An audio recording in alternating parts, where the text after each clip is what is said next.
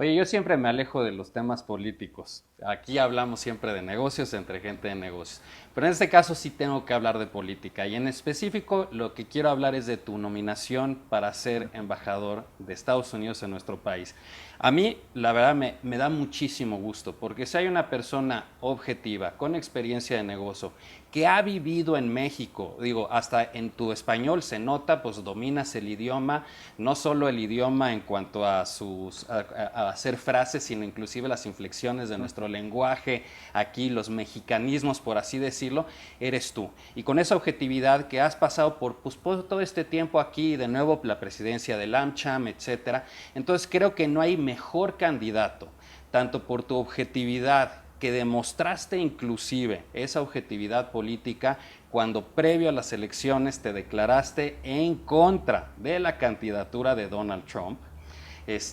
Pues eso te hace un candidato ideal. A mí me da mucho, la verdad me da entusiasmo el saber que alguien como tú puede tomar ese asiento.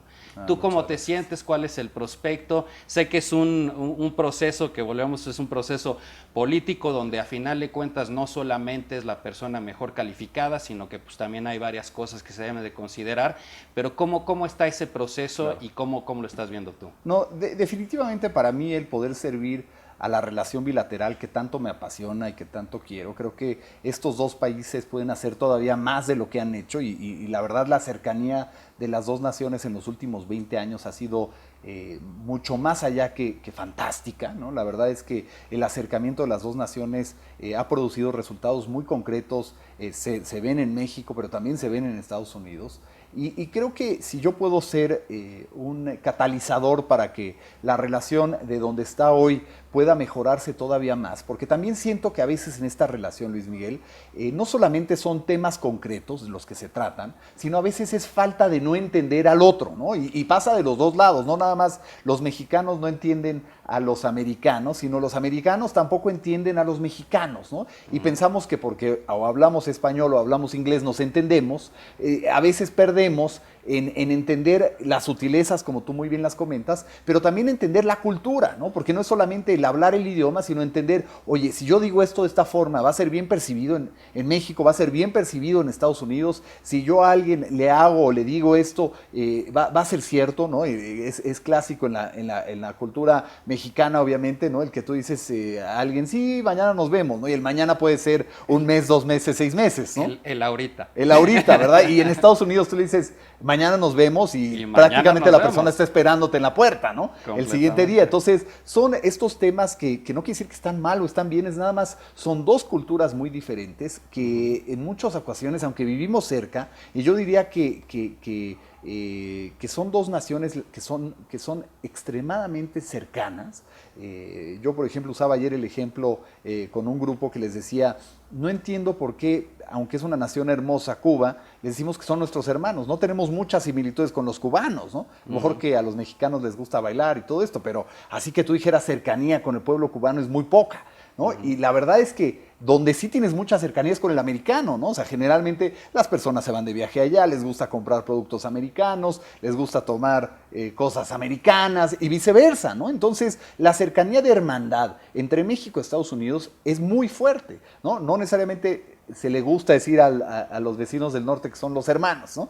Pero verdaderamente es esa cercanía que existe, que a veces no aceptamos, y creo que la próxima persona que sea el embajador o embajadora de esta nación, en México, pues tiene que hacer ese trabajo fino de entender a los políticos, ¿no? Y entender cómo piensan y saber que si yo hago A va a motivar B, ¿no? Porque es muy importante el abrir los puentes de comunicación que también a veces falta, no porque sea Estados Unidos, pues necesariamente no vas a tocar base con partidos o con actores políticos relevantes, y a veces falta, ¿no? A veces, bueno, somos Estados Unidos y yo no tengo que hacerlo. Y creo que es un grave error, ¿no? Igualmente con la clase empresarial, a veces hace falta mucha más cercanía a la clase empresarial, y yo lo que he visto cuando estaba en la Cámara, por ejemplo, que a veces hacía falta acercamientos de empresarios mexicanos con americanos, ¿no? Entonces, y hay muchas formas de hacerlo. Hay muchas formas que puedes interesar a empresarios mexicanos, invertir en Estados Unidos y viceversa. y conectar a las personas. Entonces creo que la labor del próximo embajador o embajadora va a ser justo eso, si lo debe de hacer bien. Y es acercar y tener el pulso de lo que está pasando en la política mexicana, pero también tener el acercamiento con los empresarios y poder entender cuáles son sus necesidades como empresarios que puede beneficiar a Estados Unidos, ¿no? Entonces creo que en medida que la próxima persona que ocupe la embajada de Estados Unidos, pues tiene que ir en función de eso, ¿no? Y creo que muchas veces el error es mandar a alguien de Estados Unidos que a lo mejor viajó a Puerto Vallarta alguna vez, ¿no? Y ese es su conocimiento de México, o a lo mejor se cruzó de Chavo a Tijuana, ¿no? Y tomó una cerveza y creen que eso es México. Y pues sí es, pero México es mucho más que nada más Tijuana, es mucho más que nada más Puerto Vallarta. México es una cultura fascinante, y lo que sí he visto en embajador tras embajador que pasa por el país es que se enamoran, a fin de cuentas, de la cultura tan rica que es México, ¿no? Entonces, definitivamente creo que esa va a ser una parte muy importante, Luis Miguel, de la próxima persona que llegue, y que también sepa interpretar a Estados Unidos lo que está sucediendo en México, que es una parte muy importante, de una forma objetiva, pero de una forma muy correcta, ¿no? Porque hay objetividad y hay lo que es correcto, ¿no? Entonces creo que eso es bien importante, porque si no transmiten lo que es correcto con objetividad, pues a veces pueden mandar mensajes que no son los adecuados, ¿no? Extraordinario. Me encanta, de verdad, mucha suerte. Muchas y dejamos gracias, el canal abierto para seguir platicando, que podamos ir viendo pues, cómo se va desenvolviendo las cosas. De nuevo, pues ahí no podemos influenciar, pero te deseo muchísima, muchísima suerte con este proceso. Muchas que gracias. sea lo mejor para ti, para México, para Estados Unidos, y que verdaderamente veamos más allá de tweets, de muros, de visitas y etcétera, y que nos concretemos a trabajar de manera constructiva para crecer la relación entre ambos países. Totalmente de acuerdo. Pues muchas gracias, Luis Miguel. Al contrario, Larry, gracias por acompañarme, ¿eh? Muchas gracias. Amigos, fue Larry Rubin, presidente de la Asociación Americana en nuestro país y representante del Partido Republicano en México. Muchas gracias por acompañarme. Esto fue Mundo Ejecutivo, donde hablamos de negocios entre gente de negocios. Gracias por acompañarme.